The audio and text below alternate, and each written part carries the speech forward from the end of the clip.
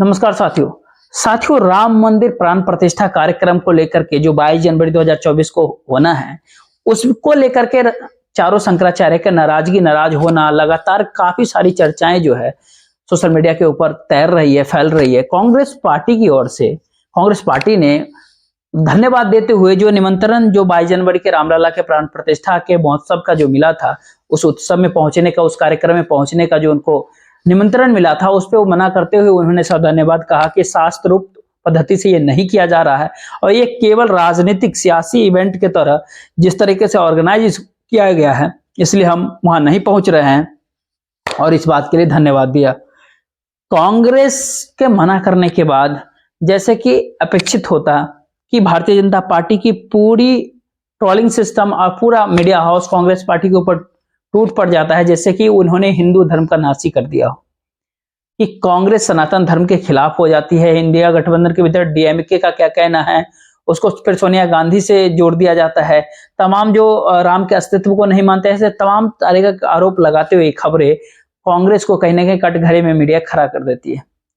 तो पूरा प्रयास रहेगा कि आने वाले लोकसभा चुनाव तक कांग्रेस को राम विरोधी ही बता दे, लेकिन कांग्रेस के जो पत्र होता है या कांग्रेस ने कभी कतई राम विरोधी बात नहीं की। उन्होंने कहा इस आयोजन में हम नहीं पहुंच रहे हैं क्योंकि ये आयोजन केवल राजकीय आयोजन, ये केवल चुनावी इवेंट के लिए बन करके रह गया। शंकराचार्य यदि न आने की वजह से सनातन धर्म के खिलाफ अगर हो जाते हैं, राम को न मानने वाले अगर हो जाते हैं, तो फिर क्या जो कांग्रेस ये आरोप लगाते हैं कि शंकराचार्य के ऊपर भी आरोप लगाएंगे लोग कि शंकराचार्य भी सनातन धर्म के विरुद्ध बात करते हैं और राम के विरुद्ध बात करते हैं, जबकि चारों दिशाओं के शंकराचार्य का कहना होता है कि राम मंदिर बनना चाहिए और राम का मंदिर जो है ये कोई एक राजनीतिक दल का नहीं है, बल्कि राम किसी की एक व्यक्ति का नहीं है। बकौल उमा भारती जो भारतीय जनता पार्टी की बड़ी नेता भी, एक कद्दावर नेता और राम जन्मभूमि आंदोलन में सक्रिय रहे हैं, जिसको कहते हैं फ्रंट फुट में लड़ने वाली, वो भी वीरांगना, उन्होंने भी कहा कि राम किसी की इकलौता संपत्ति नहीं है। भारतीय जनता पार्टी को इस अहंकार से दूर होना चाहिए, अपनी पार्टियों के लिए भी उन्होंने कहा। लेकिन कुल मिलाकर ये कहे जब इस तरह के पूरे विरोध के सुर और इसके भीतर पूरी सियासत स्कोर करने का राजनीति पूरा जब दिख रहा हो, ऐसा जब वातावरण बनाया जाता हो, तो फिर कांग्रेस में भी कुछ अंदर से बातें उभर रही है और ये सारी बातें जो है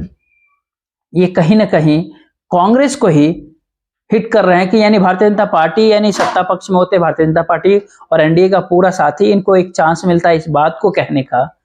कि फिर जो है कांग्रेस के भीतर भी लोग नाराज हुए सोनिया गांधी और खड़गे के इस डिसीजन से, राम मंदिर में ना उपस्थित होने वाले जो डिसीजन है, इससे सवाल उठता है कि एक वकील जो कांग्रेस पार्टी के सदस्य भी हैं, उन्होंने सर्वोच्च न्यायालय के भीतर एक दलील देते हुए ये बात कही थी उन्होंने कि राम एक काल्पनिक है, राम के अस्तित्व को हम नहीं मानते। उसी का वक्तव्य लगातार चिपका के कांग्रेस पार्टी को हिंदू विरोधी और राम विरोधी जो है करने का प्रयास किया जाता है। अनुराग ठाकुर ने जी भी यही बात वो वक्तव्य देते हैं कि जो राम को जो नहीं मानते हैं उनसे अपेक्षा यही होती है। लेकिन ढांचा ढाने के ऊपर आडवाणी जो अटल जी जब आंसू गिरा रहे थे उस दौर में, तो उस मंदिर में आडवाणी जी क्यों इनवाइट किए गए? संजय निषाद जो राम के बारे में और दरअसल राम के पिता उनके कैरेक्टर के बारे में क्या क्या नहीं कह गए, वो आज मंत्री हैं आपके साथ भारतीय जनता पार्टी में। ऐसे और भी कई उदाहरण होते हैं, लेकिन पूरी सियासत, राम का विरोध करने वाला भी अगर सत्ता का मक्खन दिलाने में अगर मददगार होता है तो राम को गाली देने वाला भी प्रिय बनता है। और राम को पूजा इसलिए करते कि राम, इस पूरे कार्यक्रम में जितने लोगों को भी चुनावी फायदा दिख रहा है, उन लोगों के प्रति लोगों के अंदर थोड़ा थोड़ा नाराजगी है ही। और कांग्रेस जो बात कही है उसमें विपक्ष जो इसमें कहता है, जो कुछ कांग्रेसी का कहना होता है, सबसे पहले अर्जुन मोरवरिया की बात उस और उठी गुजरात से इस बात की, उनका कहना होता है कि पार्टी का ये फैसला गलत है। उसके बाद एक होते हैं अमरीश, ये भी गुजरात के कांग्रेस के बड़े नेता होते हैं, उनका भी कहना होता है पार्टी का जो है ये जो निर्णय लिया है वो काफी गलत है, उनको पहुंचना चाहिए। प्रमोद आचार्य कृष्ण होते हैं, जो काल्की पीठ के पीठेश्वर होते हैं। कांग्रेस के सक्रिय नेता होता है, राजनाथ सिंह के खिलाफ लखनऊ के भीतर चुनाव भी लड़े थे। उनका भी कहना है कि दुर्भाग्यपूर्ण निर्णय है कांग्रेस ने लिया है, कांग्रेस को ऐसा निर्णय नहीं लेना चाहिए। इसके बाद मध्य प्रदेश के भीतर कांग्रेस का राम नाम सत्य कराने वाले जो कमलनाथ के सुपुत्र नकुल नाथ ने भी कांग्रेस के हाईकमान के इस निर्णय के खिलाफ अपना मत प्रतिशत कर दिया और करीब करीब 4,31,00,000 का राम नाम लिखने का एक संकल्प छिंदवाड़ा के भीतर बैठे हैं। विक्रमादित्य सिंह होते हैं, वीरभद्र सिंह के बेटे, उनका भी कहना होता है कि गलत है, उनको जाना चाहिए, कांग्रेस को जाना चाहिए। सवाल उठता है कि भारतीय जनता पार्टी के भीतर अगर उमा भारती भारतीय जनता पार्टी के नेता और सुब्रमण्यम स्वामी एक सुर अलापते हैं, तो फिर कांग्रेस के भीतर भी ये सुर कहीं न कहीं अलापते हैं। लेकिन फिर उमा भारती और फिर सुब्रमण्यम स्वामी जी हो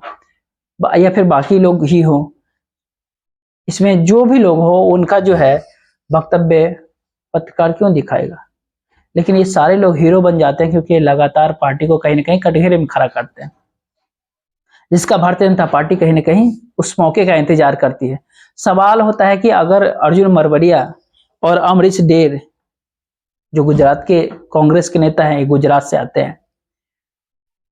ये मरवड़िया जी जो हैं अहमद पटेल का कहे जाते हैं प्रोडक्ट।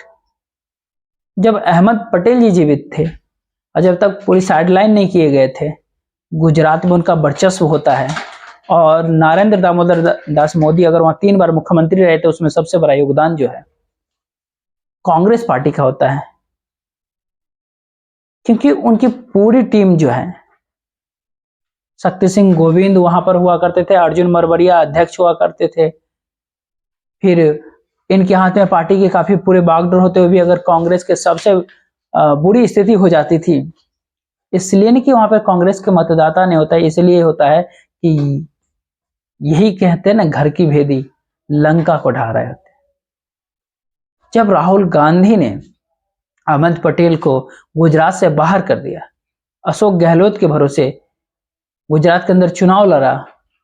तो भारतीय जनता पार्टी को 90 सीटों पे पहुंचा दिए। इसका मतलब ये होता है कि वहां पर कांग्रेस का वोट था, कांग्रेस का मतदाता था। कांग्रेस पार्टी का गुजरात के भीतर जो असर होता है और वहां पर जो आम आदमी पार्टी का वोट परसेंटेज बढ़ रहा है, तो उसके लिए अर्जुन मरवड़िया और अमरीश डेर जैसे ही नेता जो है इसके लिए जिम्मेदार होते हैं। इसी कड़ी में ये बिल्कुल भी नहीं चाहते कि कांग्रेस कभी सत्ता में आए, क्योंकि वो जो गुजरात के भीतर कर रहे थे वो केंद्र के भीतर भी करना चाहते हैं, इसलिए वो लगातार ऐसे बयान देते रहते हैं। विक्रमादित्य सिंह वीरभद्र सिंह के बेटे होते हैं। हिमाचल प्रदेश के भीतर जो सत्ता पलट हुआ, सालों वीरभद्र के पास ही सत्ता थी, उनका देवासन हो जाता है और उसके बाद जो है उनके बेटे और उनकी जो पत्नी होती है, अर्धांगिनी होती है, लगातार सत्ता अपने कब्जे में रखना चाहते हैं। लेकिन इस बार मुख्यमंत्री पद सुखों के हाथ में जाता, तो कहीं ना कहीं वो इस बात से आहत होते हैं, तो वो गुस्सा कहीं ना कहीं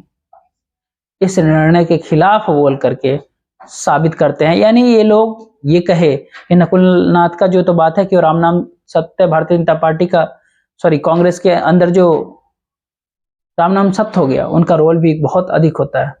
नकुलनाथ ने छिंदवाड़ा के सांसद होने के नाते संसद के भीतर कितने सारे सवाल किए, अगर इस हिसाब से देखिएगा तो कोई बहुत बड़ा डाटा नहीं मिलेगा, वो सिंगल डिजिट भी के अंदर ही सिमट के रह जाएंगे। ये ही पूरा कारण होता है कि इनके नाराजगी का जो सुर होता है वो राम भगवान के नाम से पीछे रख करके लगातार उसके ऊपर कहीं ना कहीं हमला बोलते हैं। सवाल उठता है कि क्या